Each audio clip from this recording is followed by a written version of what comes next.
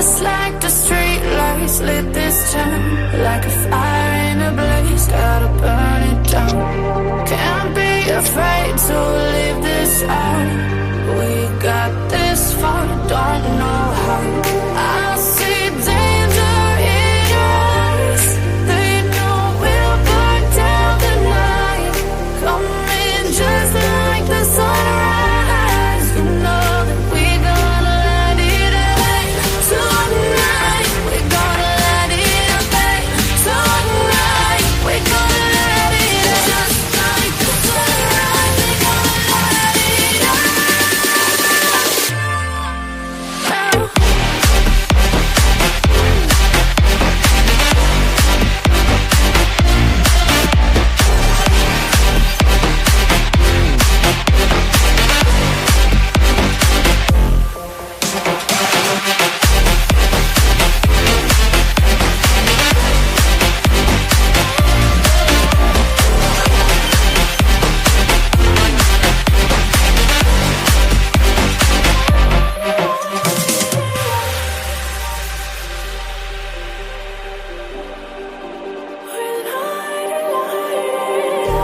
Just like a spark that's breaking out.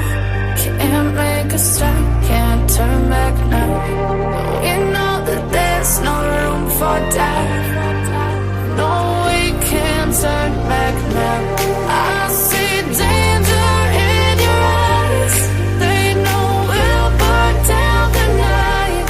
Coming just like the sunrise. You know that we're gonna let it away.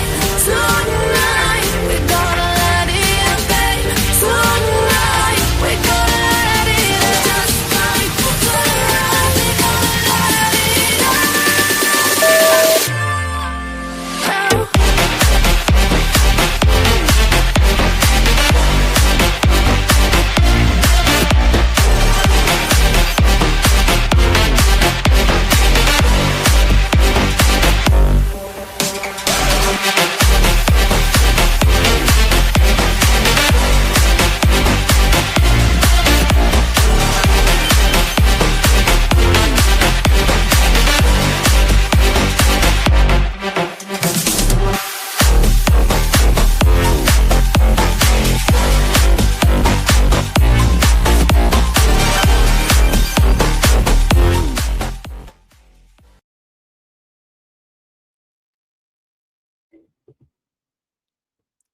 Hey guys, how we doing tonight? Welcome in, welcome in, welcome in.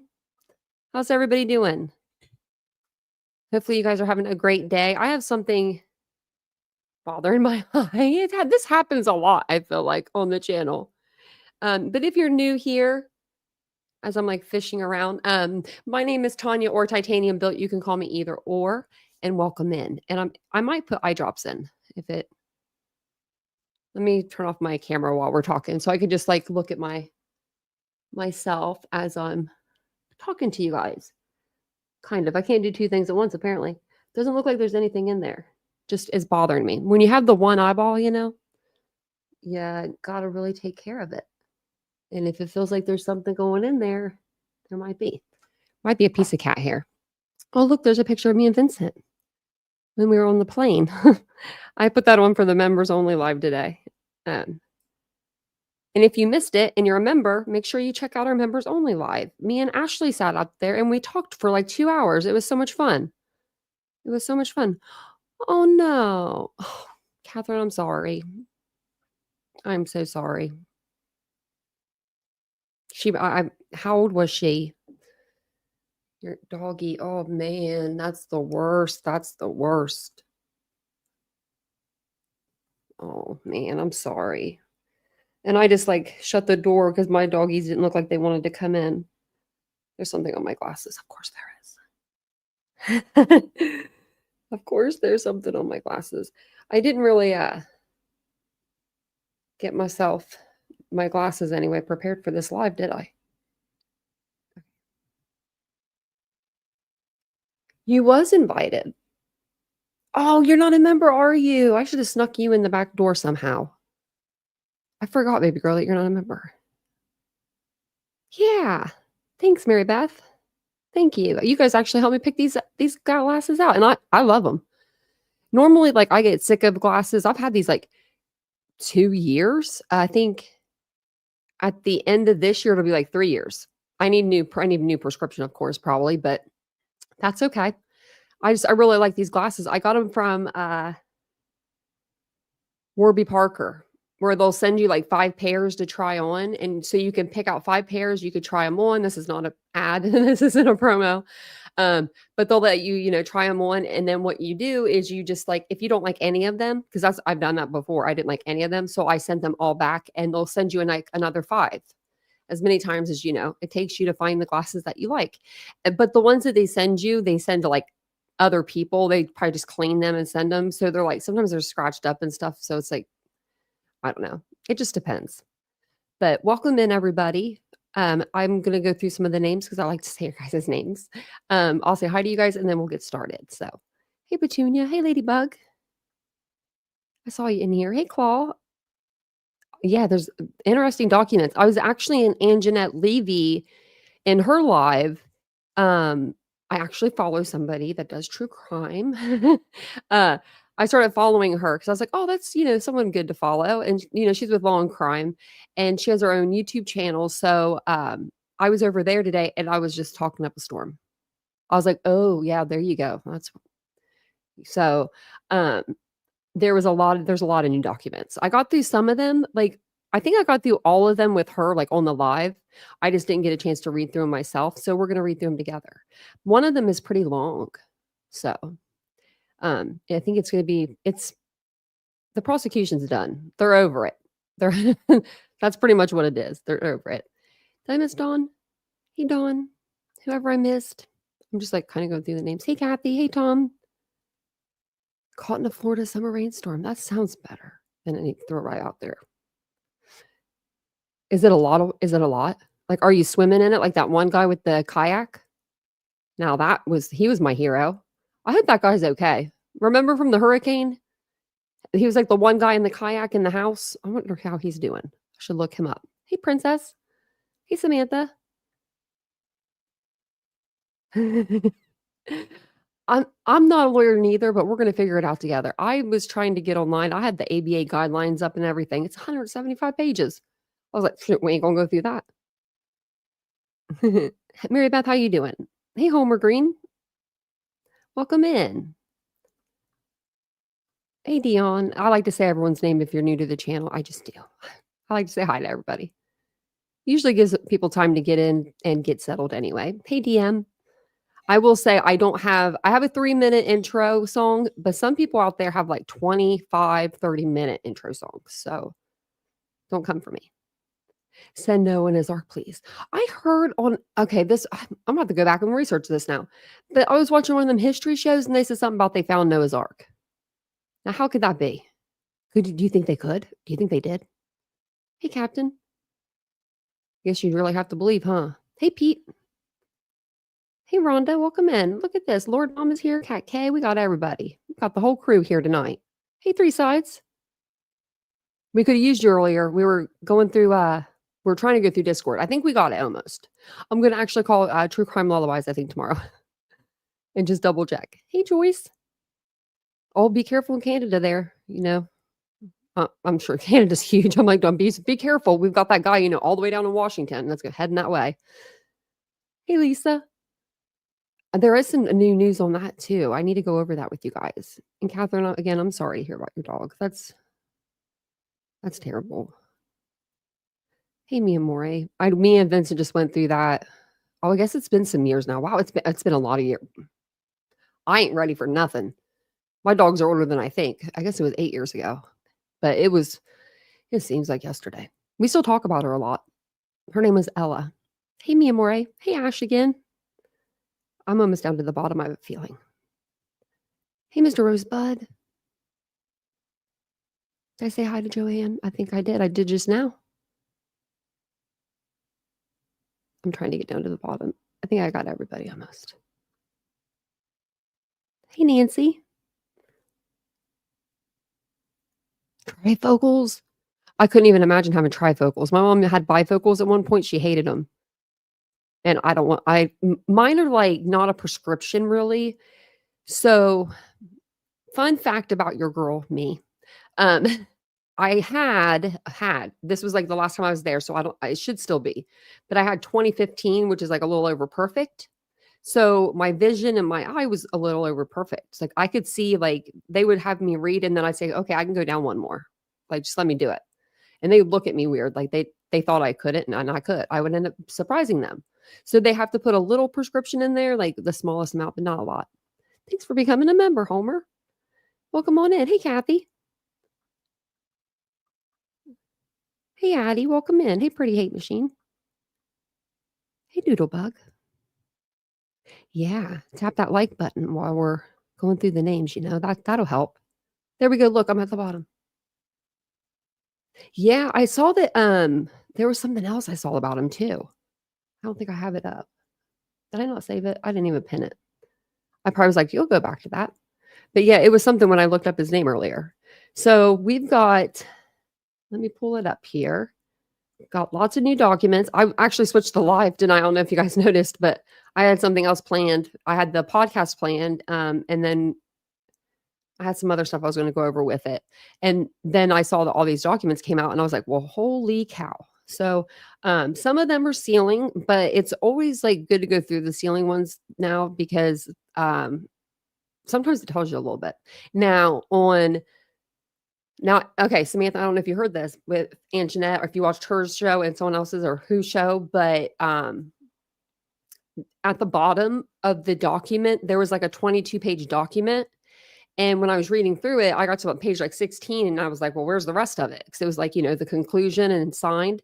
And I scrolling through, it almost looks like it's like the defense's, like who they're going to bring in, like all of the people they're going to bring in, like all of his, like what is wrong with him, I should say. Like, let me go down and see how they worded it. Like, I'm going to give you an example. I'm going to try to. Like medical history, complete prenatal, pediatric, and adult health information, exposure to harmful substances in the womb and in the environment. And so, like, I mean, like substance abuse history. I'm like, what am I reading right now? So we're going to go through this because on the other side is the state's response, and it says contained in defendant's exhibits, like, and it shows the exhibits. So they're going to be bringing this stuff in. So I thought that was pretty interesting. Like, I was like, oh, wow, that's interesting to me. So maybe we're going to see a little bit of what they're bringing in. Oh, Crime Talk. I saw that he was live. I should have guessed that. Hey, Adriana. That's a pretty name. Okay. So the first one is just a motion for permission to exceed page limit. It's not going to be anything big. It's just asking for it says the defense's motion is 40 pages in length, which we've read that. And it says the state's response will be approximately 17 pages with 5-page appendix. And then that was from Josh Hewitt, the new I can't say his name right. Hewitt, the new attorney for for the prosecution. So then the second one is I believe that's the big one. Okay, yeah. So this one I do have up. And I did go through it. Oh, and you know what I did? No, I didn't. I didn't do anything wrong. Okay, never mind. We're cool. I did it right. I thought I did the highlighting wrong. I was going to be like, oh, no, I did that wrong, but I did it. Hey, Chantel, welcome in. Welcome in, everybody I didn't see. And don't forget to hit the like button, share it out, all those good things. I'm going to start reading through this with you guys. I'm going to skip over a little bit, but I'm going to make sure that you get the gist of this whole document. But it says, comes now the state of Idaho by and through Latah County prosecuting attorney and submits the following opposition to defendant's motion to continue. The motion. Okay. It is time to try this case. I wish I had like a Bill Thompson act. Like, I wish I could do a Bill Thompson voice. I need to see how I have an interview of him. I'm going to have to like study it. Defendant was arrested because I know he did this before. That's all I know. Defendant was arrested in late December of 2022 and was indicted in May of 2023. He successfully moved to transfer venue to Ada County In October 2024, this court entered its scheduling order setting deadlines for pretrial motions and expert disclosures. Defendant complied with those deadlines without moving for a continuance, including by disclosing 6 expert reports for the penalty phase, disclosing over 2,100 pages of purported mitigation materials, listing 55 penalty phase witnesses, and identifying 132 exhibits he may introduce during the penalty phase of trial. Maybe that's what it is at the bottom. But now, after all discovery deadlines have passed and after the court conducted the pretrial conference, defendant seeks a trial continuance of unspecified length. Yeah, they said indefinitely. He bases his request on his claim that his mitigation investigation is incomplete. So now we know, okay. While state is unable to see whether defendant's ex parte filing to the court contains specifics, his motion does not. Defendant has not shared what new evidentiary materials he seeks to obtain or how additional investigation will actually produce them. Overall, the record before the court shows that defendant's investigation has already plowed the necessary ground. While defendant is fully entitled to due process, this court should exercise its broad discretion to deny defendant's 11th hour motion.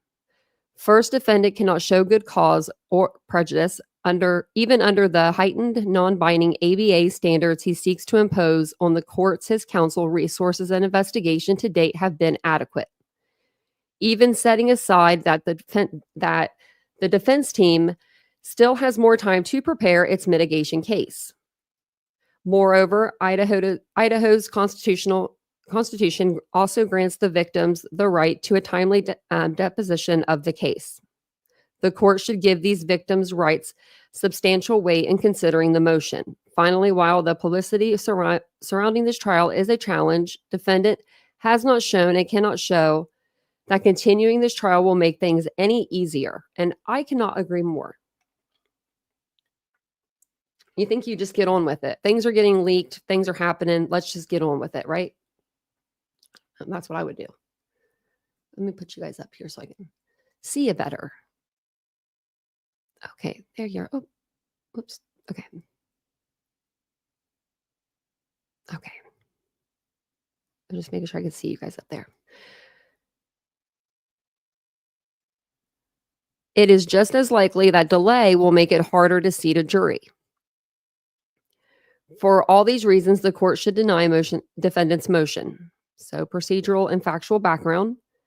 Defendant was appointed his lead counsel in December of 2022. In March 2023, a second attorney was appointed to represent him. Then in February of this year, a third attorney was appointed to the defense team. The first district public defender has also been participating in the defense. In addition to his lawyers and their staff, defendant has 2 experienced investigators and a mitigation specialist working on his behalf. Damn. You know what I mean? Paid by the state. A lot of people working for you. In January 2024, defendant moved for a change of venue from Latah County due to the publicity surrounding the case and size of Latah County. His motion was granted and the case was moved to Ada County. On October 9th, 2024, this court issued the operative scheduling order that contained deadlines for motions, expert disclosures, and pretrial filings. More recently, at the pretrial motions hearing on April 9th, 2025, the court advised defendant's counsel to ask for more resources if the defense team needed assistance reviewing discovery. And I put that in Anjanette's chat before this was even said. I was like, did she ask yet for more people? I didn't think she did, so... It says the state does not know if this occurred. Throughout the case, defendant has been able to comply with the deadlines in the scheduling order. Pertinent to the instant motion, defendant has, on January 23rd, 2025, made his guilt phase expert disclosure consisting of reports from 16 experts, including a psychologist who conducted a mental health examination of defendant and the forensic psychiatrist who researched his life history. I don't remember anyone doing that part, like the research to life history part. So wonder what they found there. On March 3rd, 2025, supplemented his guilt phase expert disclosure with reports from 2 additional experts. As of June 2025, had disclosed it in discovery over 2,500 photos and videos over 3,500 pages of investigative materials, and many megabytes of electronic data related to the guilt phase. Well, see, they have some stuff. They've been working. I wonder what they have. Okay, so I'm assuming that the 2,500 photos, they probably had somebody go into the home and take their own photos of inside the crime scene. Like, that's what I'm assuming. On March 31st, unless you guys have if you guys think of something that better, than that. Because, like, that's a lot of pictures. I know that they took, like, 4,000? The prosecution did, like, during the first phase, I would say, of, like, the case before Brian was arrested and all of that. I'm pretty sure that was they said that beforehand. So they went back in. So I'm sure they took even more pictures after that. No, the handstand in the interrogation room. Yeah. Jodi Arias. We had Jodi Arias we sat her with a trial, Casey Anthony, OJ Simpson. I mean, there's plenty of people that have been in trouble that have been seated with the jury, that they can set their bias aside. They can set everything aside and they can look at the evidence and they can look at it and be able to, make that decision. I mean, because that's who it is. It's just regular people that do this. So on March 31st, 2025, made his penalty phase expert disclosures consisting of amended reports from Dr. Orr and Dr. Ryan, respectfully, plus reports from 4 additional experts, 3 of whom are behavioral health / neurological, I can't say it, professionals, and as of June 2025, had disclosed approximately 21 pages of purported mitigation materials and identified 55 defense witnesses and 132 defense exhibits for potential use during the penalty phase in this case. Who are the 132 the 55 defense witnesses? Like, who do you got? Who do you know? I don't even know 55 people. How's Brian Kohlberger knowing 55 people? Who's he going to call? Oh, look, a squirrel. I love that. That's me.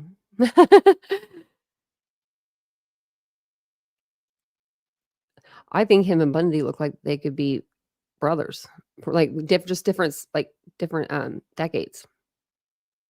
They can get a jury for Diddy, right? Brian will be easy. Yep. That's what I said today too in the chat. I said he is not. Of course, my comment gets highlighted when I said something. I don't know what I said the first sentence, but then I said Brian is not that important. And of course she reads it out and I'm like, this is the first time I'm in her chat and I'm like, oh my gosh, this is embarrassing. I'm like, but I said it, but he's not. Like, I'm like, people put it, and so then I'm in the chat and I'm like typing really quick, and I'm like, people put him on a pedestal. Like, they do. There are certain people that put him on, like, they think he's like a celebrity or something. I'm like, he'll be all right. He'll get a fair trial. The whole world's going to be watching him. Right? So defendant also opposed the state's motion for examination of defendant pursuant to Idaho Code 18-207 and for an extension of time to complete rebuttal penalty phase expert disclosures. So why wouldn't they let the state check him out?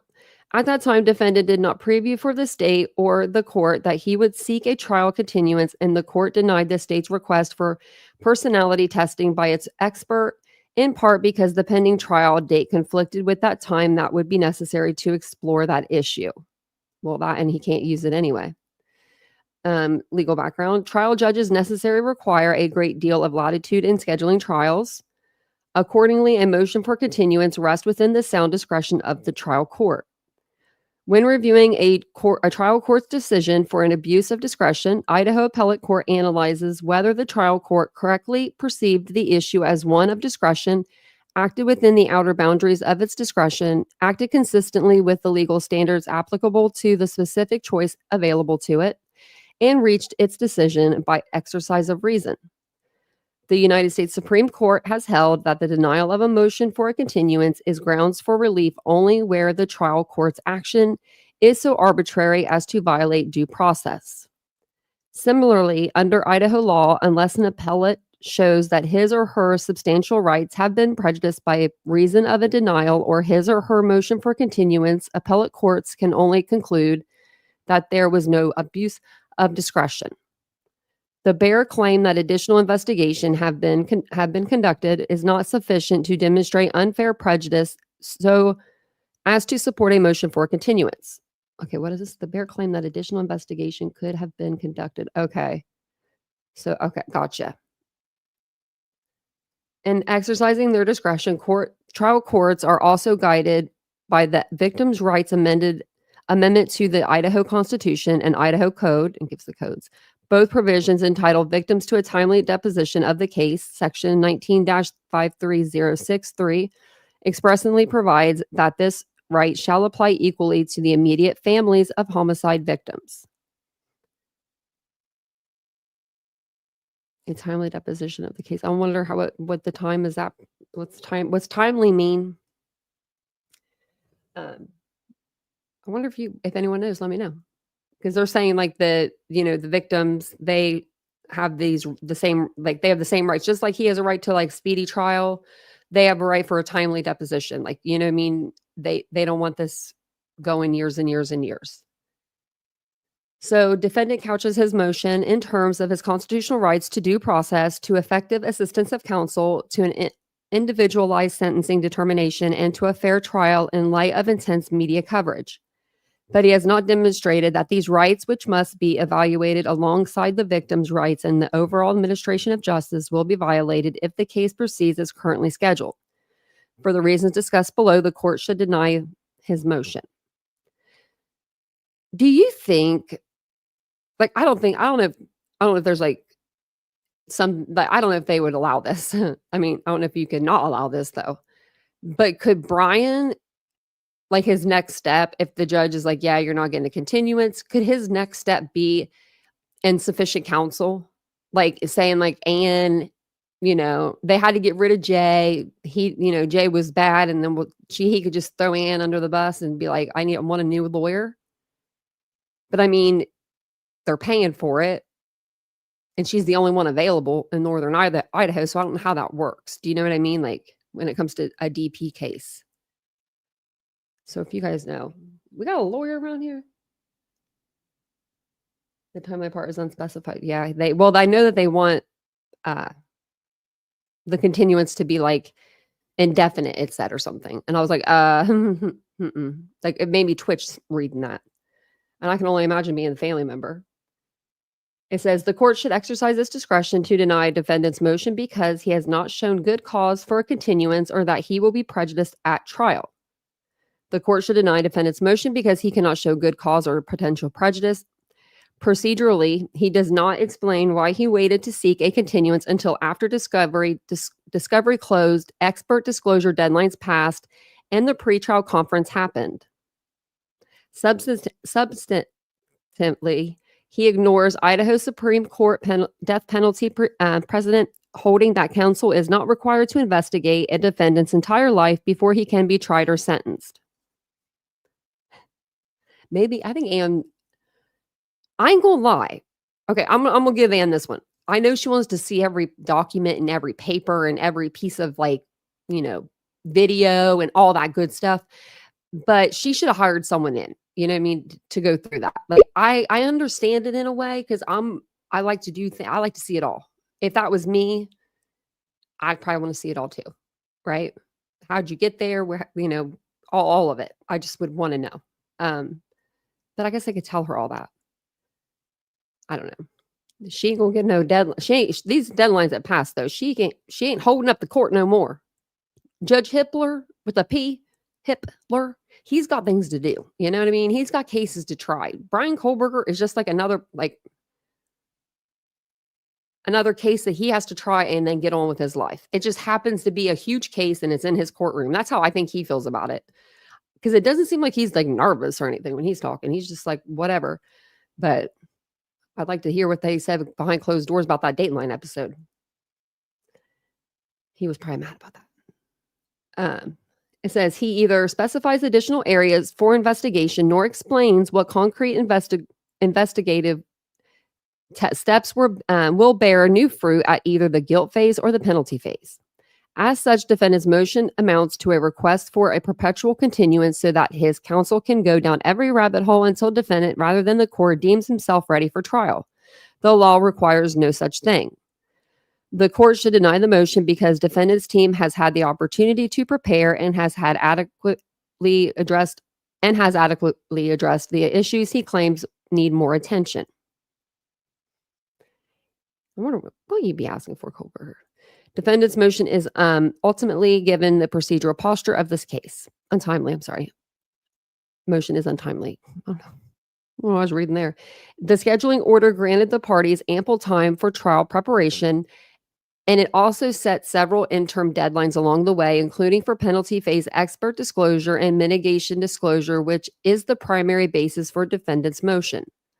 The state also understands that the court set the pretrial conference more than 2 months before the trial in order to give the parties sufficient time to prepare for trial after discovery closed and pretrial disclosures and motions practice were completed. They did. If defendant was having trouble meeting deadlines, finding experts, or pursuing red flags, oh man, I need to get my red flags out of the closet. They've been saying red flags a lot. And we've been seeing red flags a lot. He should have sought a discovery extension or trial continuance long before now. Well, yeah, that's true. He should have. He should have. I mean, she knew. Thank you, Dreaming of Blue Skies. Thank you. That's so sweet of you. Hey, Wandering Orphan. Welcome in, everybody. Thunder in there? Be careful, Nancy. Don't get in the bathtub. Don't use the landline. That's what my mom used to. If it was thunder and like thunderstorming out. I think I would have been okay. I think I would have been all right. But, Oh, thank you. That's so sweet of you. If you do the red ones, they stay up on the top of this little banner thing longer. I don't know why it does that. Maybe it's because is it because the red, and you guys don't have to do it. Nobody do it. But does anybody, if you've done it, I don't know. Isn't the $100, the super chat, that's $100, isn't it red? Maybe that's why. But it stays up there. Thank you. You're so sweet. I appreciate that. Where were we at? Oh, I'm like, which page was I on there? Okay. So, it says, he should have continued long before now. It says he did not do so. Instead, defendant retained over a dozen guilt phase experts, 6 penalty phase experts, a mitigation specialist, and has identified over 2,100 pages of purported mitigation materials. And leading up to the pretrial conference, he exchanged witness list and exhibit list with the state without stating that he would be moving for a continuance. Witness and exhibit list? So as of right now, Brian Kohlberger knows all. Knows all. Everything. Oh, thank you. Oh, it's blue. Oh. I thought maybe that's what it was. I was trying to figure it out. I can hear my dog. I'll let you in a minute, doggy.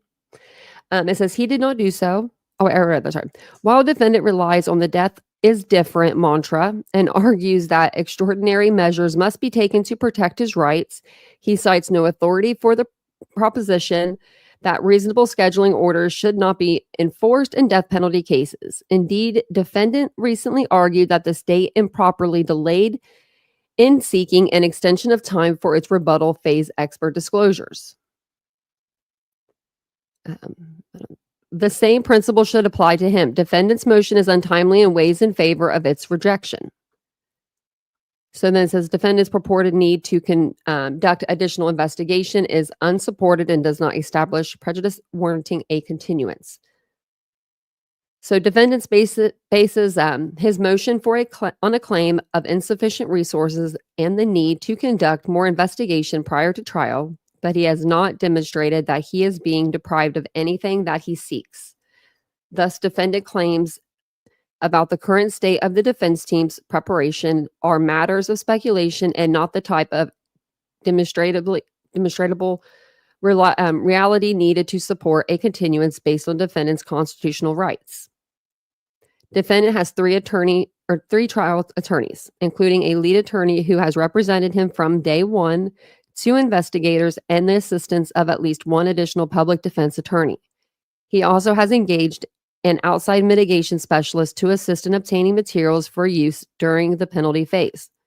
This record reflects that his defense team has been working hard for defendant and, as explained below, has met the professional standards for the defense of a death penalty case. Yet defendant still claims that the court is cutting off his review of discovery. This is unfounded. Defendant's attorney has had sufficient time to review discovery and have not established any discovery violations by the state. They have been able to identify over 1,000 exhibits and nearly 200 witnesses for trial. Indeed, the court also recently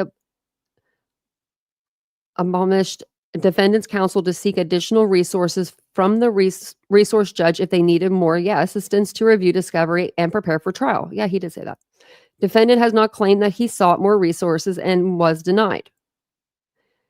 Neither the size of his legal team nor the need to continue to review discovery from a valid basis for a continuance.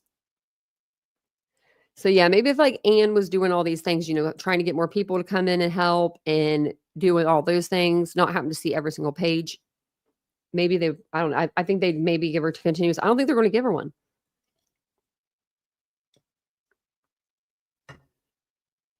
Right, Ashley? Yep. That's what I just said. Yeah, exactly.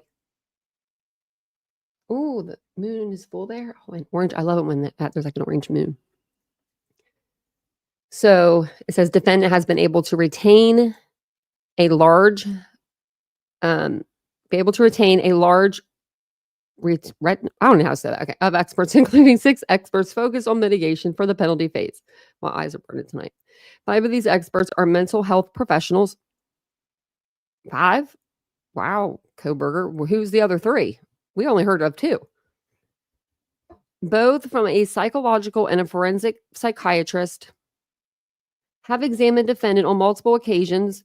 He's getting better mental health than a lot of people on the outside.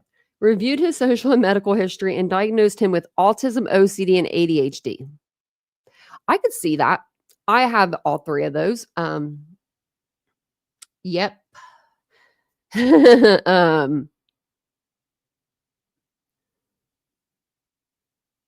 Yeah, you can live a very fulfilled life.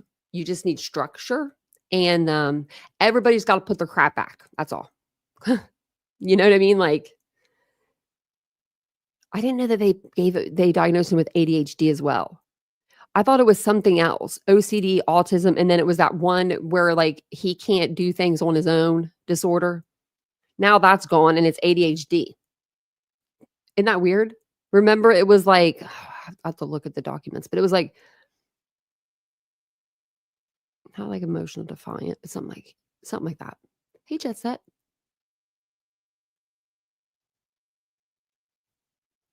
Hey, Pet Mom. I couldn't be a defense attorney.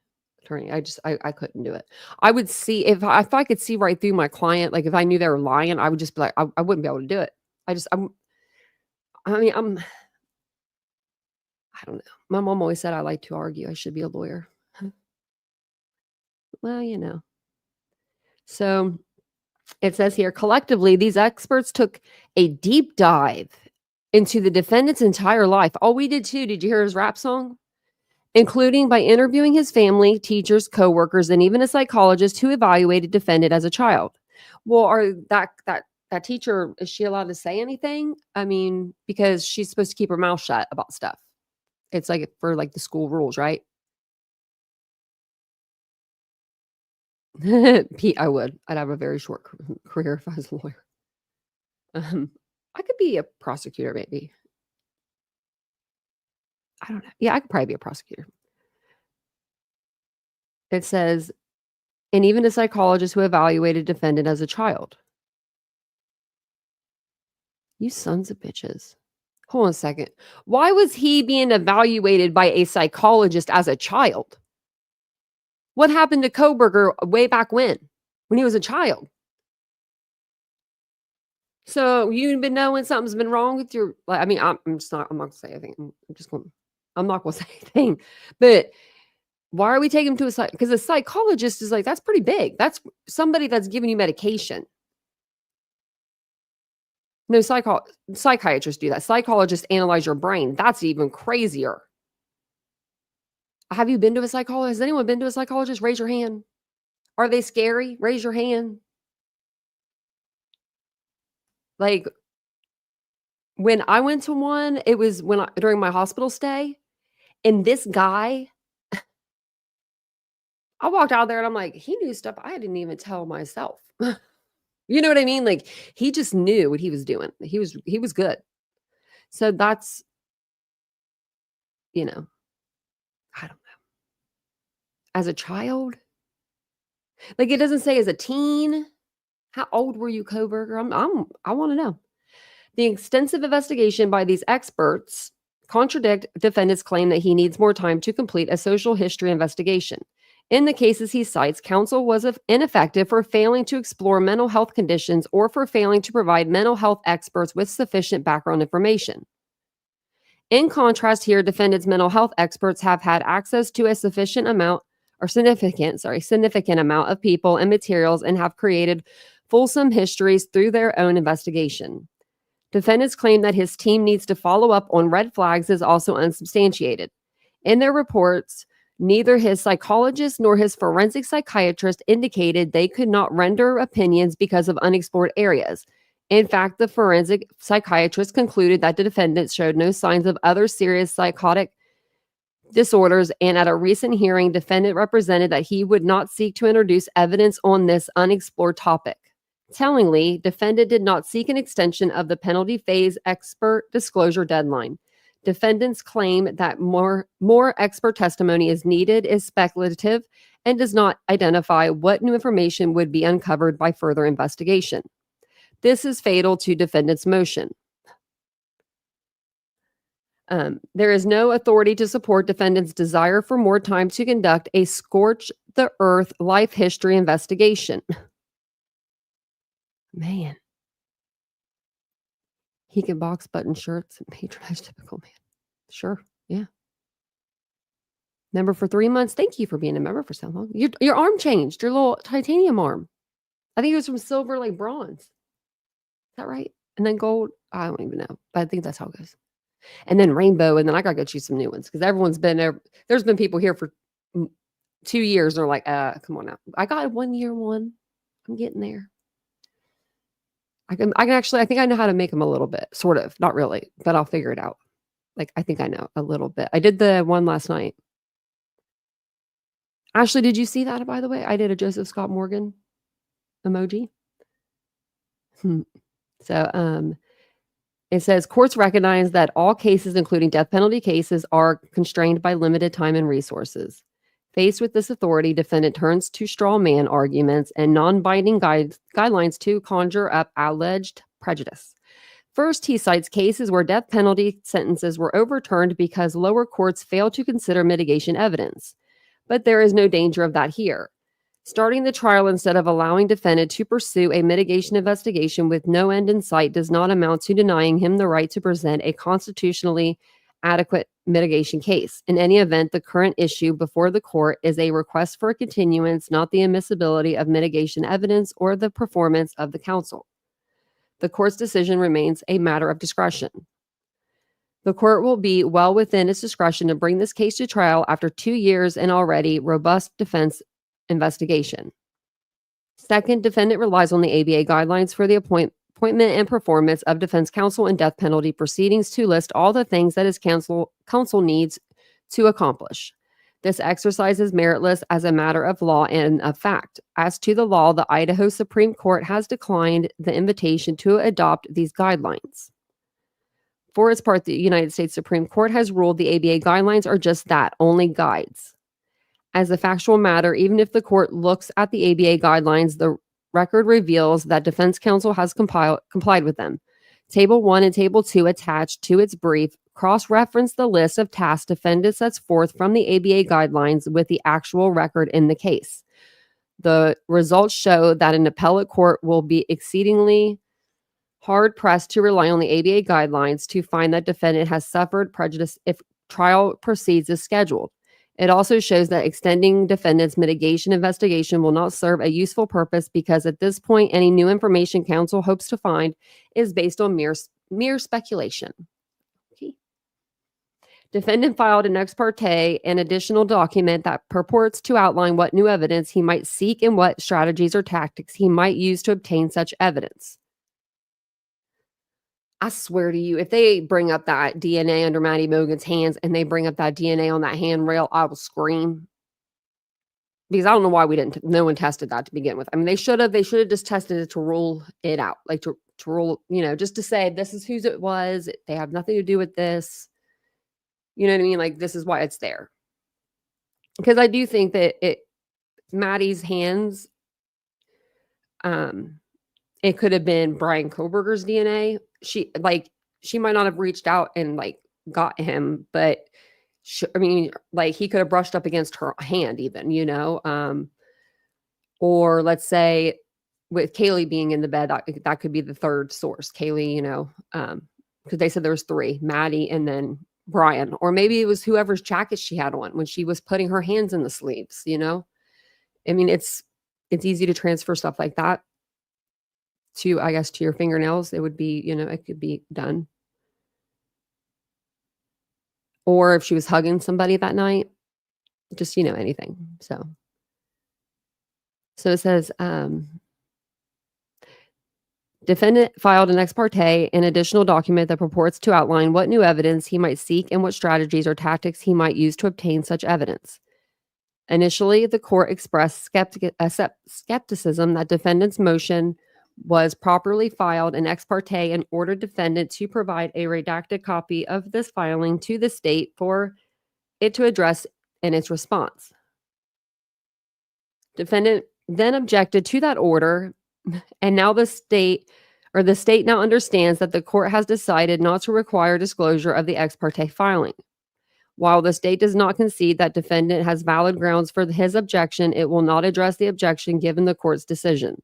The state, however, does request that if the court has identified a basis in the ex parte filing to grant defendant's motion, that the court allow the state to respond to that particular issue.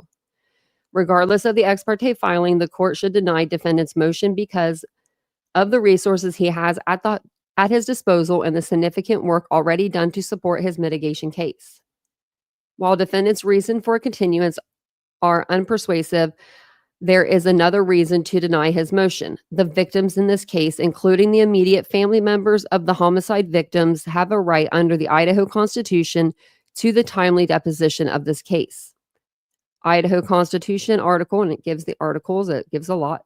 Given that it has been nearly 2.5 years since defendant's arrest, the victims' rights and their desire for justice weigh in favor proceeding to trial as scheduled. While the term timely deposition is not defined, it must mean that at some point a trial court can decide that the administration of justice outweighs the defendant's desire to continue preparing his defense.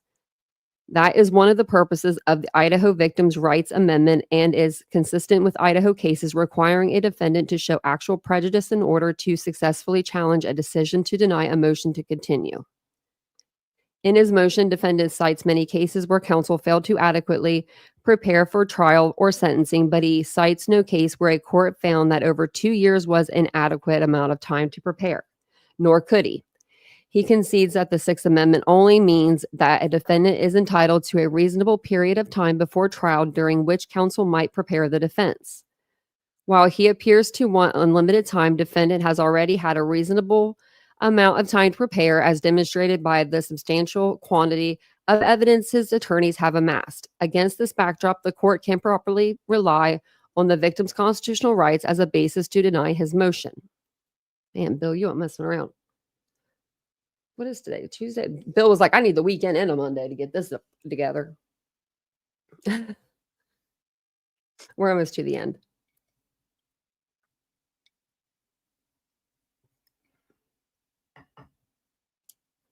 Oh, I would just die if she quit, or if he fired her or something. I don't even know. That would be insanity. There is no doubt that the publicity surrounding this case, including but not limited to a recent Dateline TV show containing non-public evidence So that was, I mean, we could say that was true. You know, the Dateline episode, it was true. It was true. It was true. Non-public evidence poses challenges for the court and both parties. The state reaffirms its commitment to comply with the court's non-dissemination order, to do everything in its power to prevent leaks, and to assist in determining which person or persons provided non-public information to Dateline. However, defendant's reliance on the Dateline episode to support his motion is misplaced for several reasons. First, the question of whether defendant can receive a fair trial is not answered by the amount of and the nature of pretrial publicity. Rather, it depends on whether a fair and impartial jury can be seated.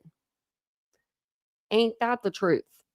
As the United States Supreme Court has said, to hold that the mere existence of any preconceived notion as to the guilt or innocence of an accused without more is sufficient to rebut the presumption of a prospective juror's impartiality would be to establish an impossible standard. It is sufficient if the juror can lay aside his impression or opinion and render a verdict based on the evidence presented at court. Accordingly, the Idaho Supreme Court has long recognized that trial courts can successfully select an impartial jury despite widespread publicity. A death penalty case, the Supreme Court disagreed with the defendant's claim that extensive publicity prior to trial deprived him of the opportunity to be tried before an impartial jury. Because each juror was extensively questioned to determine the degree of their exposure to the pretrial publicity, defendant's rights were preserved. When the defendant later sought federal habeas corpus relief, the Ninth Circuit examined the voir dire process and found no prejudice, even though on the day of jury selection, the case was covered on the front page of the local newspaper as well as on TV and the radio. I'm sure this will be too. Actually, I know this case will be. Here, the court carefully crafted jury selection process has every chance to produce an impartial jury because of the sensitive nature of the court's voir dire process or procedures. The court or the state will not address the mechanics of jury selection in this public filing. But suffice it to say, if an individual has been so impacted by the Dateline episode or any other publicity that they cannot be impartial, they will not be seated as a juror. Indeed, this case is not the Ada County's judiciary's first experience with a highly publicized trial in recent years. Like the court in the Vallow Daybell trial, this court is well equipped to select a jury to handle ongoing media coverage and to conduct a fair trial in the Ada County courthouse. Second, the Idaho Supreme Court has rejected defendants' theory that a continuance is necessary to allow media coverage to dissipate. We ain't going nowhere. I got nothing but time. Got nothing but time. As the court correctly noted at the pretrial conference, delaying this trial will only allow more opportunities for pretrial publicity. Oh yeah, there'll be more people covering it. They'll come out of the woodwork. I could see that. So proceeding to trial as scheduled may actually avoid, I think I missed something. There's no reason why they think the media coverage in this case will dissipate. So proceeding to trial as scheduled may actually avoid any negative consequence from future publicity. I think that the faster they go to trial, the better. Because if they go to trial, let's say tomorrow, you know, that we're not going to get any like bombs, you know what I mean? Nothing's going to come out on another Dateline episode before trial. Like, we've got a couple months, stuff can come out. But I don't think it will. I think that we probably got all that we're going to get. He really sealed up stuff tight, didn't he? Again. Thanks, Dateline. We're actually getting stuff. Defendants' dissipation cases occurred in the 1960s and involved communities where it was presumed or demonstrated that residents had already formed opinions about the case based on local media reports. Here, venue has already been moved, and the court will use a much larger pool of potential jurors than in defendants cited cases. So, how many people live in Boise, Idaho? I thought it was like 400,000, but I might be wrong. Like, I might be really wrong. So let's see. Oh, okay, 235,000 in Boise. So let's see how many's in the county. Oh, looky here. Wow. In the county, okay, we got 524,673. So I think that we can find 20 people, right? 20, we only need we need 12 people to sit. We need a couple alternates. We're going to need a few alternates, because this might be a crazy case. And this is going to be a crazy case. There's no doubt in my mind. But that's all you need. You have 500 and if a 500,000 people. You can find that. You can find that. It might take you a little while. I mean, go to the unemployment rate is 3.3%. Good. Where are those people at? I'm just kidding. I'm just totally kidding. I'm over here on the Ada County site, or I guess this is just Google. Okay. So it says, where are we at? Here, the venue has already been moved, and the court will use much larger pool of potential jurors in the then cited. Okay, yeah. The case is also proceeding in a highly fractured media landscape that bears little resemblance to what prevailed in the 1960s. What happened in defendant cited cases has no bearing on whether the court can select a sufficient number of impartial jurors in the case. The court should deny defendant's motion because he has not shown that publicity surrounding this case will prevent a fair trial. Well, there's Bill Thompson. That's not his signature, though. I don't think, is it? Where? I can't. I mean, I don't see it. Okay. So then I was looking at this document earlier, and then I was like, well, what's down here? Because and then we got this, and I'm like, well, what is this? So we're gonna go through it because the defendant is going to be bringing all this stuff into trial, or trying to. So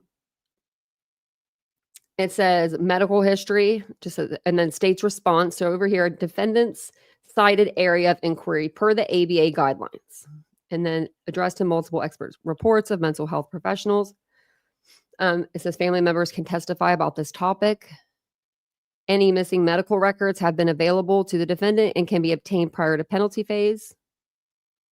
And then complete prenatal, pediatric, and adult health information. I'm just, some of the stuff I'm wondering about, like in the womb, what? So addressed in multiple expert reports of mental health professionals, family members can testify about this topic. Any missing medical records have been available to defendant. Same thing. It says same thing. Exposure to harmful substances in the womb and in the environment. No evidence this is relevant.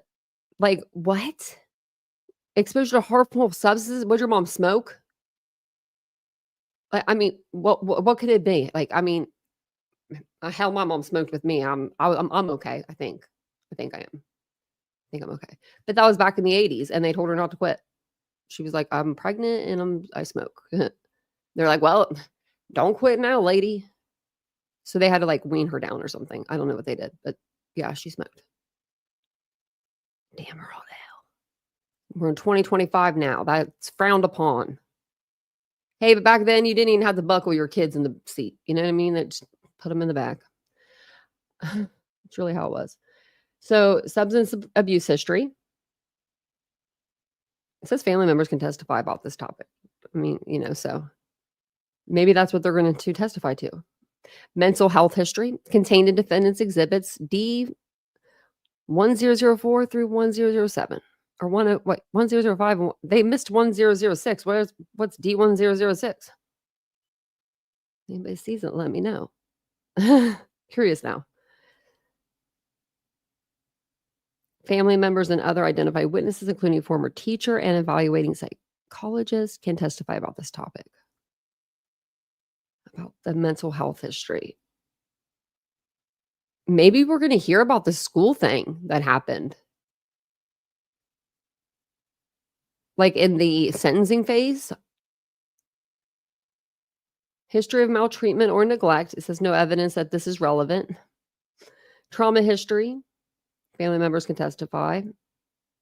It says addressed in multiple expert reports of mental health professionals. Trauma from what? I'm wondering.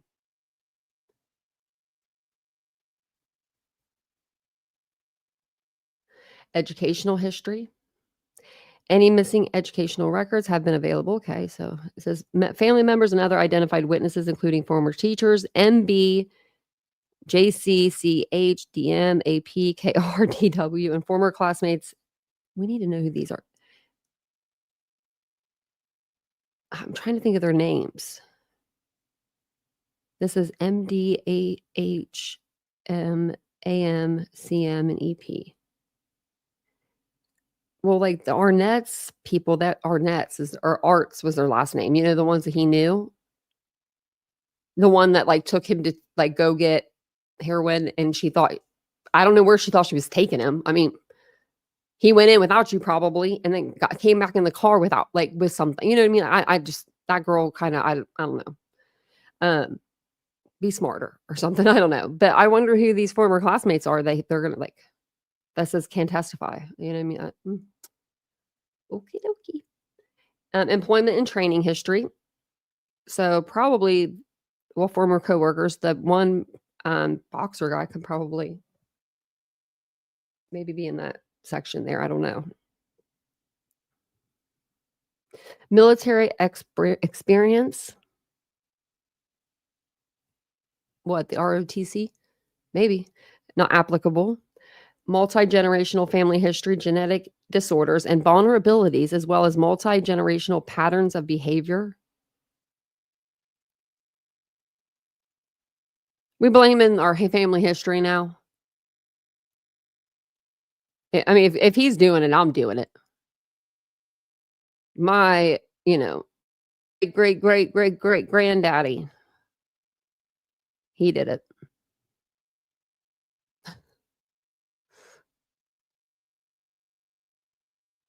It's crazy, isn't it?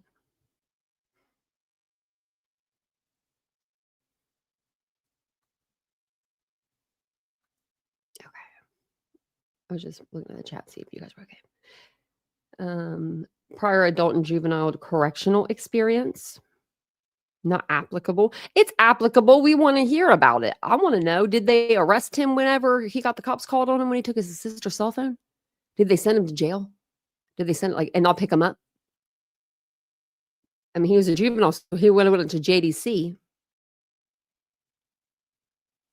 They go hard in the JDC, I hear. I remember being terrified of that place. Like when I was a kid, I mean, like I would never get into even any trouble at all. None at all. I didn't even have a detention. I was so scared of, like, I've heard that, or like alternative school or something. I was always terrified. I knew I would never go there, but it was just something that still scared me. So religious, gender, sexual orientation, ethnic, racial, cultural, and community influences. At least some religious history contained in discovery.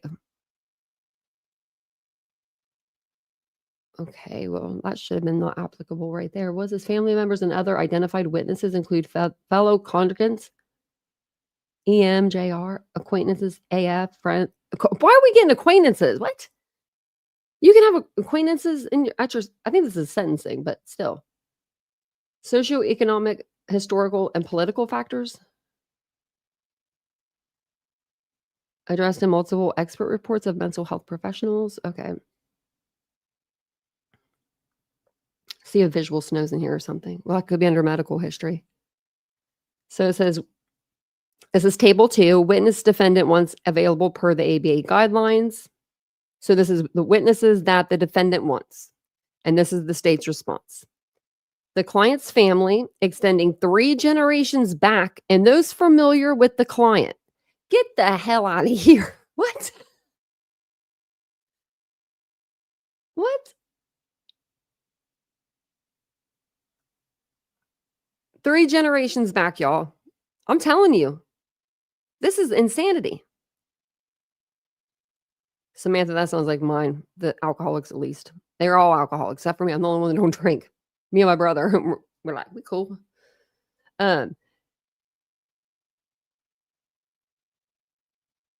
He is not, okay, hold on. I want to say, like, seriously, this is crazy to me. Okay, because Brian Kohlberger isn't even entitled to have any family there. The prosecution, the state, the victims' families, they're entitled to be there. They're entitled. Every one of them is entitled to have a spot there. Right. And they still said, this is who's coming. You know, we have 10 in this family, whatever in this and whatever in this. But Brian Koberger, they worked it out where like Brian could have his family come. Right. This was a couple hearings back, maybe last hearing. I can't remember. And they were like, yeah, okay, let him have his family there or whatever. But he wants extending 3 generations back and those familiar with the client. This better be the sentencing phase. The client's friends, teachers, classmates. I think this is the sentencing. Okay. Coworkers, employers. Employers are not going to come. That guy said you couldn't fillet a fish to save your soul. That's what your job was. And you weren't very personable. Remember that? Yeah, ask him to come. And those who served in the military with the client. It wasn't in the military. Many individuals falling in these categories have spoken to defendant's expert witness and are on the defendant's witness list. So what are we reading?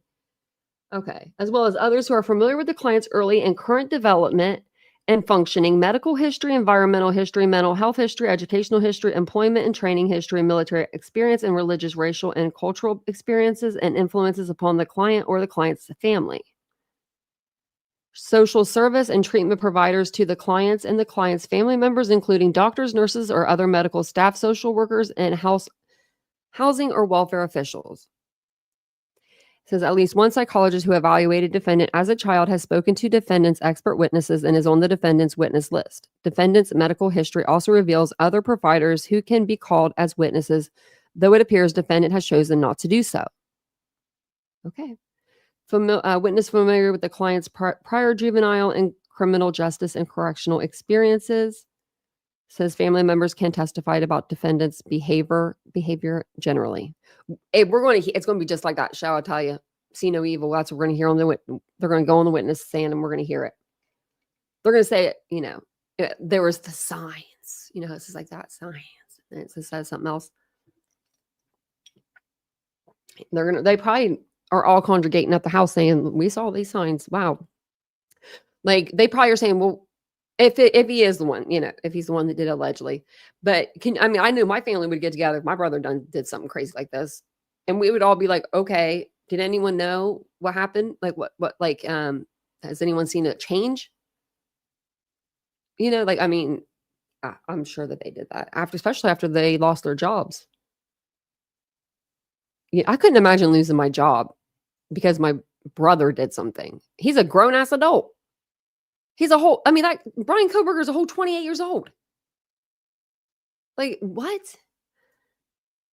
Former and current neighbors of the client and the client's family, community members, and others familiar with the neighborhoods in which the client lived, including the type of housing, the economic status of the community, the availability of the employment of the prevalence of violence. There's no violence where he lived. He lived in... What? Is this like a copy and paste one of those, like just everybody gets one? Because you live in one of the richest areas in Pennsylvania. Witness who can testify about the applicable alternative to a death sentence and or conditions under which the alternative sentence would be served. Defendant has retained and disclosed an expert witness, J.A., to testify about this topic. Witness who can testify about the adverse impact of the client's execution on the client's family and loved ones. Family members are best positioned to testify about this topic. Yeah, they are. Old Bill's going to be able to talk to them. That's all of it. That's all. Okay, there's more. There's more documents, but I think they're all sealing and redacting, but we'll look. Okay, so I just went this one. That was the one I just went on. Let's see what this one is.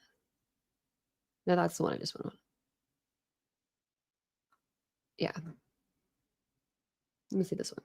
Yeah, okay, that's right. This is the big one. Okay.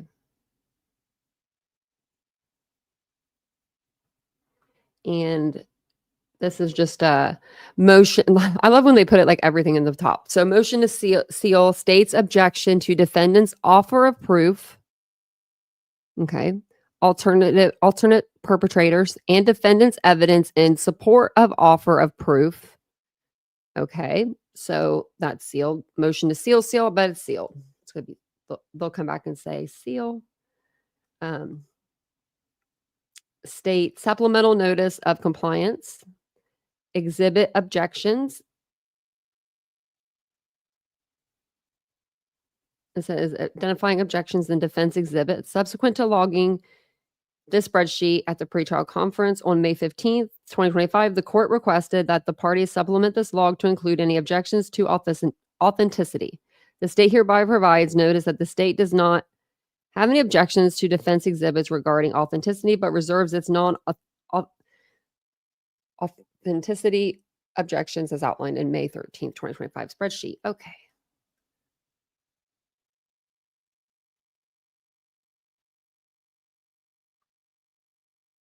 Why is it like pulling up the same one?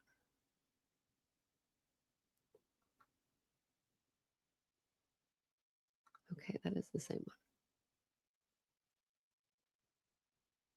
Why did I do it again? I did it again. Okay, motion to seal, objection to defendant's offer of proof.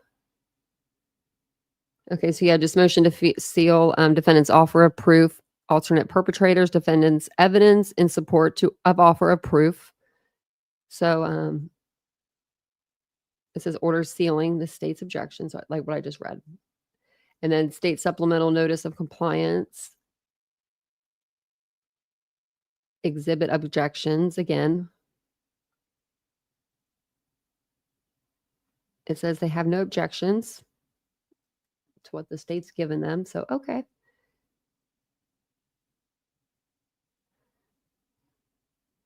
Try not to miss any. What's this? Motion to seal stipulation in order for admission of additional exhibits. Okay. I was going to say, like, I thought it said expert witnesses or something.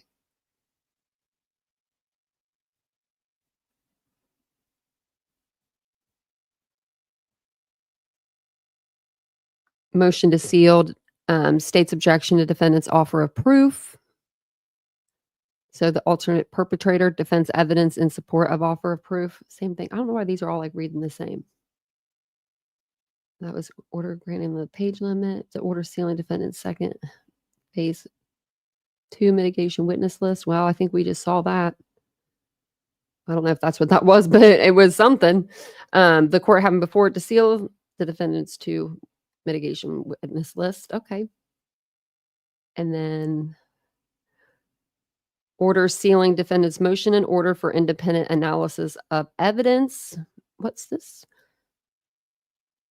Order sealing defendant's motion in order for independent analysis of evidence. What do they want to test? Because it almost sounds like something the state has that the defense wants to test. Right? Like, because the state does all the testing, right? They do all the little testing and like lab work and stuff, right? But then normally the defense will get that and they'll get a piece, like if it's DNA or something, they will get a part of the DNA, like the specimen or whatever, to test on their own. That way, they have their own, the defense has its own, person that can say, yeah, for sure, this is like what they're seeing, and they have their own. But it sounds like they want to independently like test something or look at something. Maybe just analysis could be analysis could mean just looking at something, right? Hey, Trips. How dark is when you can't see well, a great imagination. Yeah. You just go out there and you pretend what you're seeing. Actually, I don't even think we ever see any stars where I'm at, which is weird because I'm not like out. I'm not like in the city or anything. I'm not like out in the country, but I'm not in the city. So order sealing, I think we just read that one. So then order sealing stipulation in order for admission of additional exhibits. All right, we just read that one too. So, okay. Wow, I got a lot of things open. But that one was just like the big one, I guess, Bill Thompson ain't messing around. Old William is ready to go to trial. Old William Thompson is ready to retire. You know what I mean? I think he thought he was going to retire a couple of years ago before this case even hit his table. I think he was already like seeing the white sandy beaches, playing his guitar with his band anytime he wants to, you know? And then all of a sudden, can you imagine? Yeah, and then all of a sudden, bam, this hits your desk. They're like, this one's for you. Like, I mean, even Judge was going to be retiring. I mean, he is now. He's still on the road to retire, but the country is ready to go to trial. Yes. I want to retire too. I'm not going to have, I want to retire. I just hang out with you guys. I don't want to retire. Not yet. Yes, me too, Ashley. I want to see his actual medical diagnosis. Yeah, I want to see those ladies go up there and I want to hear them say he's autistic, he has OCD, ADHD. I mean, I believe he does. I'm not going to lie. I think that at least a couple of them, I would say he probably definitely has, you know. I know that when I clean the house, I wear gloves. I wear latex gloves. I do it, and every time I put them on, think of old Kohlbergs because I'm like, you know, here we go. But I don't sort my trash and put it into little baggies to take somewhere else. You know, there's those things. But he does look straight ahead, but I don't think that that could mean he's autistic. He has nowhere else to look. Is he going to look straight up? Is he going to stare at his attorney? Is he going to stare at Bill? That would be weird, right? I mean, if that was you in that case and you could not like just throw yourself at the mercy of the court, because that's what I would do. I would just be sitting there in the chair looking straight ahead. Like I would be in shock, right? I mean, I don't know. I'd be in shock.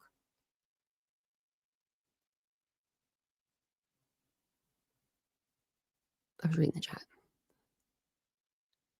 I need to buy an umbrella true crime lullaby. She just reminded me. My mom got me one, but it was for my birthday, like my last birthday present. It's so cute. It has like little polka dots on it.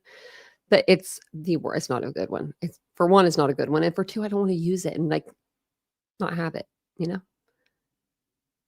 You're not 40, baby girl. You're younger than me. I thought Ashley Higgins today was 26, 27. So, and she's been in my chat for 2 years. I thought you just didn't age either because I've always thought you were 26 or 27. Like even last year, the year before, no one ages in the chat, just me. Speaking of aging, I'm not ready for that. The ukulele? Wow. Really? You really are, baby girl? Dang, I thought you were younger than me too. I mean, you're only like a couple months. We're only like a year apart. Like 11 months or something. I'm October 17th, 1985. How about that, baby girl? We're 1 month apart. And me and Ashley are a couple of days apart. I know. I can't believe that you don't look 38. Oh, yeah, you do have a 20-year-old. Yeah, that's true. But you look young. Libras. Yeah, everyone get your crap together. We're sick of balancing everything out over here. You 51? Lord Mama, did you love it when you turned 51 or did you hate it? Did you love it? Like I hear that 50 is like when you start living your life. That's what I hear. That's what I hear. I hear 50 is the new age to be. That's like I've heard that. I don't know where I heard it, but I heard it. True Crime Lullaby says 29-year-old kid. I know I could have like my best friend has an 18-year-old daughter right now, and I'm like, me and her were together everywhere. Like we were following down the same path. Like, you know what I mean? And then our paths just kind of she became a mom at a young age and I never did. I don't know. He's stealing food from her fridge again. I was always stealing food from my mom's house. She always had the best food. I think life is going to begin at 40. Yeah. I do appreciate the knowledge that I have, now that I'm older, but I wish I could go back and tell my younger self, like a couple things. I'd be like, girl, it'll get worse before it gets better. Just kidding. I'm just kidding. I wouldn't say that. I would say, I don't even know what I would say.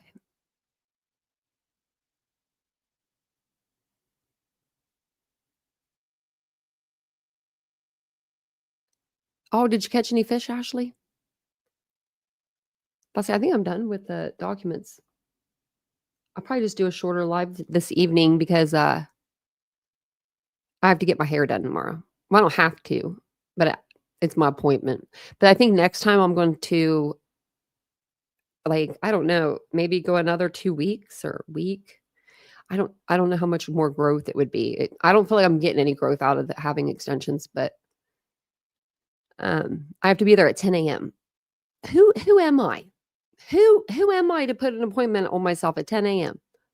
Like, it'll be okay. I do want to see my hair though tomorrow. I want to see how much it's grown out and stuff without the extensions and everything. Because she didn't really let me see it last time. And I don't know if I should be concerned or not, right? And that's another thing. She doesn't cut it. Like, I don't know if it would look better if she like cut it a little bit. But like my hair is just so short. Like it was short, when I got the extensions. Oh, sorry, I keep hitting my watch. I think it was like up to like here or something. It was short. And so like I was going to have her just take them out, but I can't. I want them too much. So it's like, But look, dreaming of blue skies help me with my goals. I'm not going back to AI babies now. We're not. No, we're not, Tom. But man, I could pull that up all the time. That AI baby with me was cute. Someone needs to make a little video out of her. She's wearing the same dress and everything. Like, I thought that was the cutest part with her little bow. I would dress my daughter to dress like me. We'd have like matching outfits. See, I thought about taking mine out in the summer because I want to swim. And like, I know that there's certain like sunscreens you can't use. I'm using like, is it Sun Bum or whatever, something like that. I think they said that was like, we looked it up and that was okay to use. But I thought about it. But then I'm like, man, it's so expensive to get them put back in. But then I'm going to have to add hair eventually anyway. But no, I think I keep it. I'll keep it. It just gives me more confidence. That's what it is. It's literally life changing. And I'm sure baby girl has heard that from anybody's hair that she's done with extensions. It literally is life changing. Like when people told me, like I went to 3 different places before I found someone that I wanted to do them. And everybody told me at every place, like your life will change. You will feel so much better. Like you'll never want to go without them. And then I'm like, yeah, you got me. I'm there. I am there.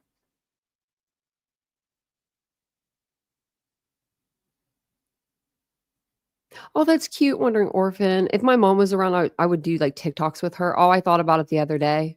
She would have been viral. That woman, I mean, the things she did when she did them, I mean, I remember one night she had me up at like 3 a.m. reading me off the side effects of her medications.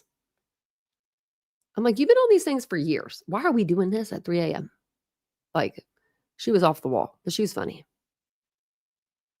Oh Lord, Mama, don't worry. Yeah, I know we have a mixture of a crowd here. I think, but most of my viewers are a little bit older. Not like older, my age or older. I still think I'm 20, Them old people. I'm just kidding.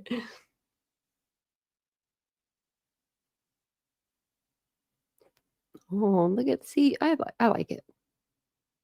Really? See, so I read. See, dang it!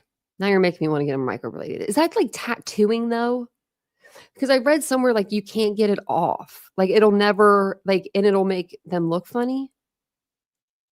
I bet you that was just like one of those videos to make me feel like, you know what I mean? Because like your girl could use microblading. I could use that. I think like which one? Well, I did my makeup pretty good. Which one is it? I can't even. It was this one. This eyebrow looks pretty good. Dang, I did pretty good on my makeup. Maybe I'm just not seeing very good with my mirror. I have a small mirror, and I was like, did I take off my eyebrow? Did I like wax that thing off?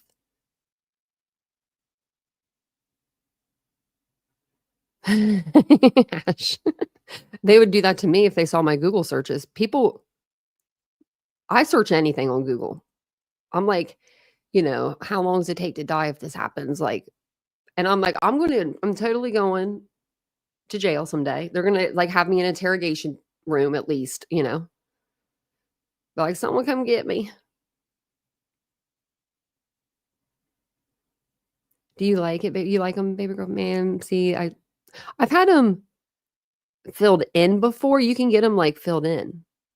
Like if you go to like in Ohio, we have like a place called Wax Pot, and they do eyebrows. And if you go there, I think it's $45. You can get them waxed, and like they'll tint them for you or something. I don't know. It only lasts like 6 weeks. I don't even think it lasts that long.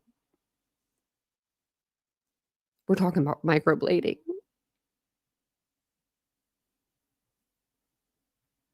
Red Rover. I know we didn't pull up the kids and we started talking about other stuff.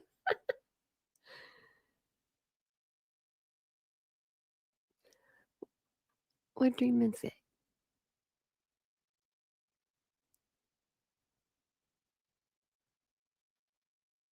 Oh.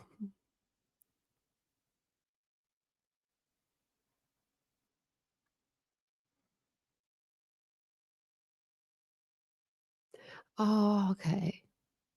They're not like into the skin. Well, that's okay.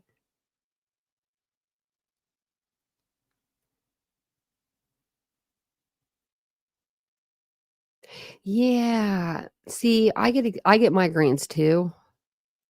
So I'm like, it's like, you know what I mean? Like, I don't know. I think my doctor that does my Botox was like, because he like looked at me when it came in, but he didn't say anything because he goes in my hairline, and I mean he didn't catch on anything. But I do notice that when your extensions grow out a little bit, like mine are right now, like mine are like down, like they're just like right here. Like they're only going to be pulled from here to like here. Like it's going to just. I don't even think that's a lot.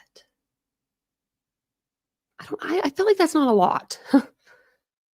Like, I feel like these are comfortable now. Do you know what I mean? Like, I think I can go like 10 weeks. I don't know how many weeks it's been. I think it's been like 6 or 8. I think I can go 10. I'm gonna go 10 next time. She said she has one client that she says that can go 10 weeks. Look how like my hair looks nice. It doesn't look bad. So I think I can go 10. I was like up for the challenge, you know what I mean? I'm like, challenge. Tuesday night true crime and beauty talk. Yeah. I did get some new mascara. It's really good. It almost is like the stuff that you got me True Crime Lullabies for Christmas. Like the brush is the same, but it's called Rock Out and Lash Out. It's by Ico. And it's like has an eye on it. Oh, one eyeball. One eye like me. I have my cart right here for tomorrow. So I can come in here and hurry up and put myself together. And my clothes for tomorrow, which I got a cute outfit to wear. I'm excited. I'm excited about that. And I'm just going to walk over. It's literally right here. It's so close. It's so close. So I think I might try to do a video. I'm always afraid to ask people to like film. You know what I mean? It's just weird. It's so weird to do it. But I want you guys to like. I want to do like a, like a cute like thing with you guys. I thought it was. I thought I got it out of like ISPI or something. I found my old one. It was in like I went and I got a old purse down from the closet and I used it the other day. When I opened it, that was in there. And I'm like, this is too old. I can't use this. Like, I mean, it's like years old, not just like a couple. I'm talking like 6 years I haven't used this purse. And so I ordered a new one and it was only, I think $6 on sale on Amazon. Maybe $10, but it wasn't that bad. And I'll have to show you, I got a new cup. Space Cowboy. That sounds like it's dark. Is it dark? Or is it like a silvery color? Sounds like it. Yeah, you guys can talk about MacGyver and stuff and like fixing stuff because y'all, that could work for me. I like to, yeah, how to save money at home. Yeah, really. We could help you.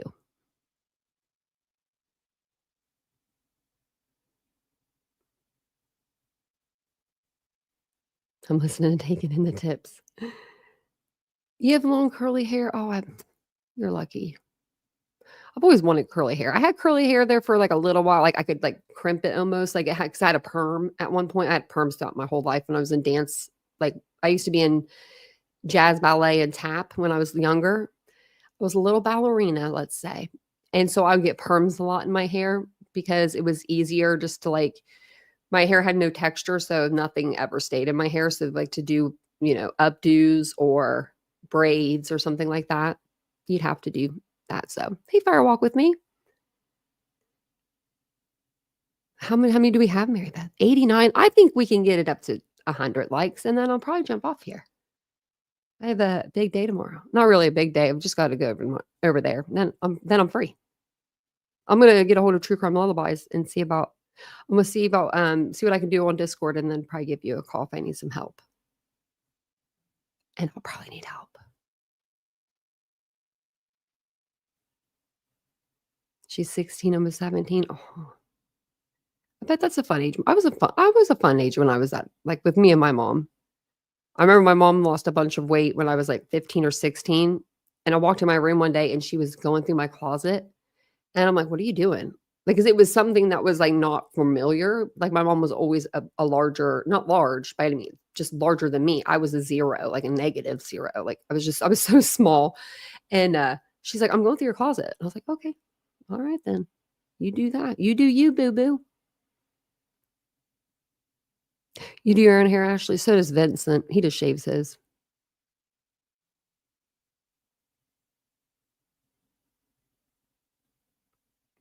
You're really 85, 90%? You just letting it come in, Ash? You're the opposite of me. I have them in the back right here, and I just try to pluck them. I just, if I see them. Cocoa butter is good. I have some cocoa butter actually in the other room. I think I'm gonna try it. Actually, I have extensions and they ain't gonna do nothing to my extensions. Never mind. Might not, and we'll curl them. But I do heatless curls now, so. Oh, that's sweet, baby girl. Does she not live with you? She probably is feeling so good to be there then. If she doesn't, hey, ice cream. I loved going to my mom's. Like when my mom moved from me, right before my car accident, she moved and I went over there. Well, the first apartment the fire happened in, it happened there too, but wherever my mom was, she just, like you have that, your like parents, they smell a certain way. I don't know, like their house smells a certain way. When you walk in, it's just like home, just the smell of home. Like, I don't know, that feeling was like, I never wanted to leave every time. Like, I would just be like, can I stay with you? My mom always wanted me to stay, but yeah. Oh yeah, I remember she ran away. I remember that.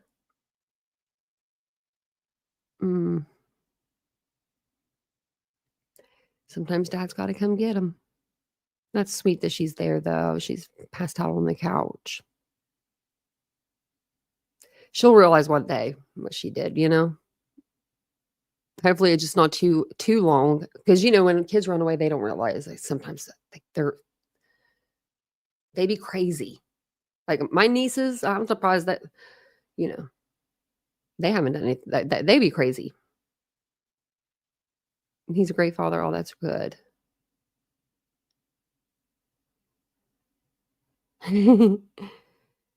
She'll never forget that smell. Yeah. I don't even know what my mom's house smelled like. I just won't ever forget it. It was just smelled like warm. It was like the feeling that I got. You know what I mean? Like, because it was just like warm, and when you walked in, and it was just like welcoming. Even if like she like was not even moved in yet. I don't know how to explain it. It was just mom. My mom could live in a box and it would have been home. And I told her that. It smells like mama. Yeah. Like my mom would get so sad because we had this beautiful house like growing up, and she couldn't have that anymore after my dad passed away.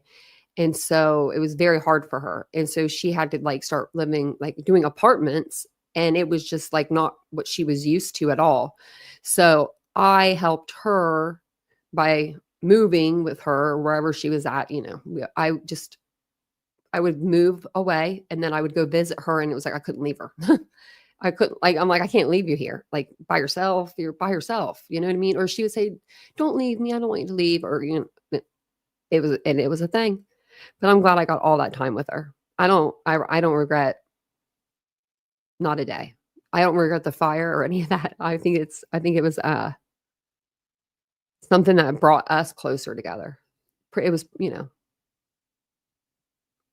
oh, that's okay, Mary Beth. That's what I said. I said, Mary Beth, and I said, well, baby girl, I said, she's probably at work too, but I forgot baby girl wasn't a member. I was like, baby girl's probably at work. Mary Beth's at work.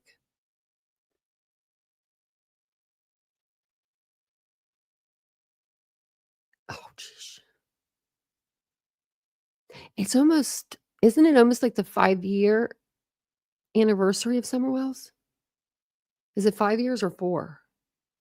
Well, thank you, True Crime Lullabies. That's so sweet of you. Thank you for the super sticker. Thank you. That's so nice. Tom fell again. Thank you. That really means a lot. I'll put that towards my bill tomorrow. Oh gosh. It's actually not as bad as I thought. They better not up the price when I get there. That's what this girl said. I called today. So I called the salon today and because I'm weird, I told you guys, like, I think I told you guys, in the members live. Well, the girl that does my hair, it's expensive. And so like the girl that does it, I thought like you would get your hair washed, right? She did wash my hair when I was there last time. Like, when I was with her like 8 weeks ago, she took the extensions out and she washed my hair for me. And it was the best feeling. Anytime someone washes my hair, it's like, oh, it's heaven. Like y'all know what you're doing. You know the massage, where it's massaging. Like people that are in cosmetology school, they're very smart. They know all that stuff. So she's massaging my head and everything. Well, she's telling me whenever we get back to the chair, she's like, I normally don't wash people's hair. Because she asked me if I washed it before I came. And I was like, no, but I washed it yesterday or like, you know what I mean? Or like last night or something. It was like a few hours. It wasn't that long. And she's like, I can wash it for you. So then I called in today and I was like, what service do I get? Like, what is she going to do? Right? Like, what am I paying for here? Like when I pay for the service. And she's like, well, you pay for them to take out the extensions. Okay, I gotcha there. And to just put them back in. Okay. Like no haircut, no wash, no nothing. So then I'm like, oh, thank you, 3 sides. 3 sides of coffee or tea, candy bar, whatever you have the hanking for. Thank you for the great lives. Thank you. That was so sweet. Thank you. But yeah, so the lady, because she's the lady that is doing my hair, she's like, yeah, I usually don't wash people's hair. I just tell them to come in with their hair washed and prepped or whatever, ready to go. And to me, though, when you take out the extensions, there might be buildup, right? Like you hairspray, you use different products. Like to me, I would think you would take them out and want to scrub the hair just to make sure that it's all clean when you're putting the extensions back on it, right? I don't know. I was going to pay for her to wash it. I was like, I'll pay for her to wash it at this point. Like, I want my hair washed. I don't care. I just want my hair washed. Yeah, I'm getting gypped. I feel like, yeah. And I'm gonna tell her, I'm gonna be like, I feel like I should be getting like a wash and a cut, like a trim. It would take her 2 seconds to trim my hair. I have no hair. So I'm gonna like figure this out. I'm gonna figure this out for all of us ladies that have any questions about this crap. Because my mom had thinning hair. She got thinning hair, and I'm afraid that my hair is starting to do that. And your hair just like is your hair. Like some people don't care about their hair. That's cool. I do. I really do. Oh, wandering orphan. I know. Is she supposed to teach me how to do tape ins? She better. She better be over here helping me out. No, I'll have to call her too and to ask her because the tape ins look just like these almost. And I'm like, what am I doing? How am I living life? Bye, Pete. Have a good night. Now I twisted my ankle. Tom.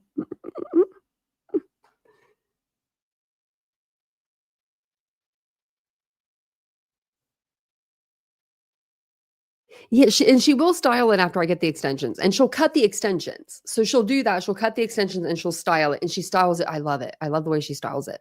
It's like a kind of like this, like a loose curl, but it's more. It's just different when they do it. They're not good. The tape ins. Will they rip my hair out? I figured that they might rip my real hair out. That would be the only downfall. I don't want nothing to do that. Yeah, I figured. I think tape ins are what we've used to do back in the day.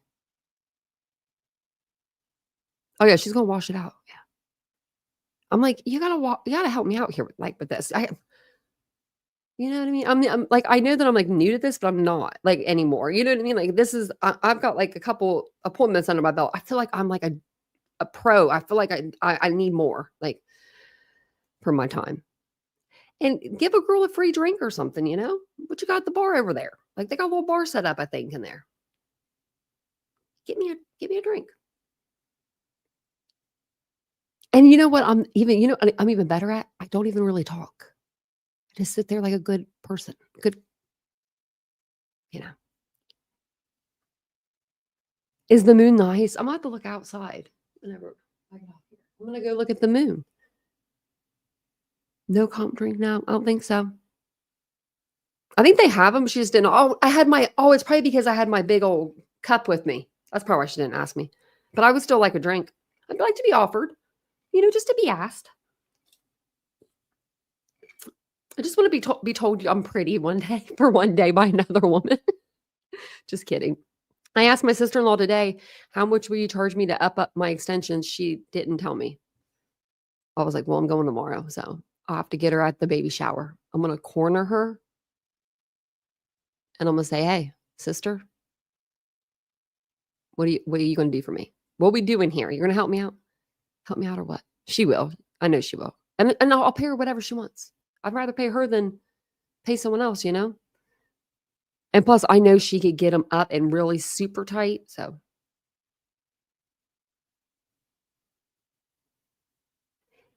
That's so funny.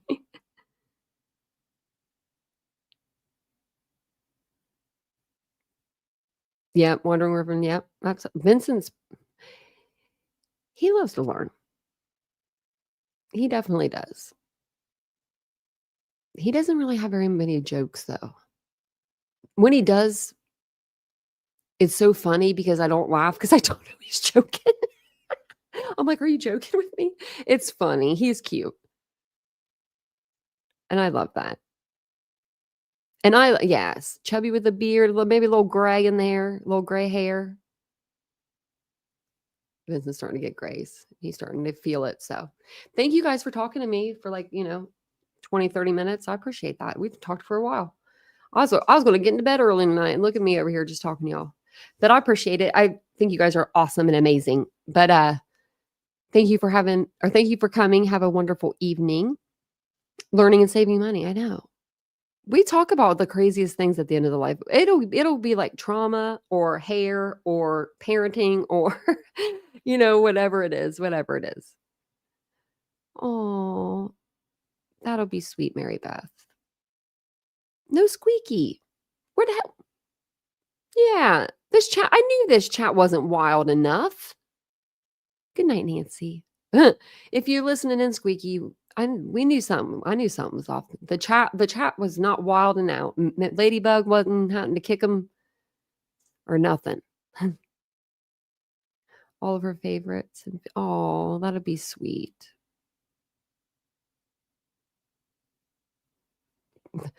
Probably in jail again. He probably is. He can kind of come in here tomorrow and say that. Well, I'm going to get off here. My dog's at the door. They're going to be wanting to go out to the get bones. Oh, I hope Vincent bought them treats. Oh. I'm going to be in so much trouble. I got something to give him. I'll give him something. I'll give him a piece of bread. I'm like, oop, I forgot to get them treats today. But thank you for being here. I appreciate it. I will see you guys all tomorrow. Have a wonderful day. I'll come, I'll post a picture of my hairdo or something. And I'll let you know. I'll try to do a video while I'm there. But thank you guys for being here, and I'll see you guys all tomorrow. Have a good night. Bye, guys.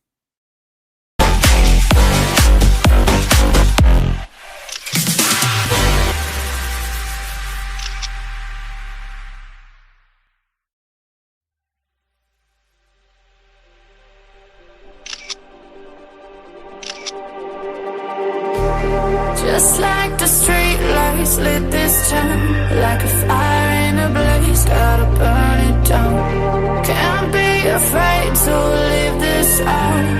We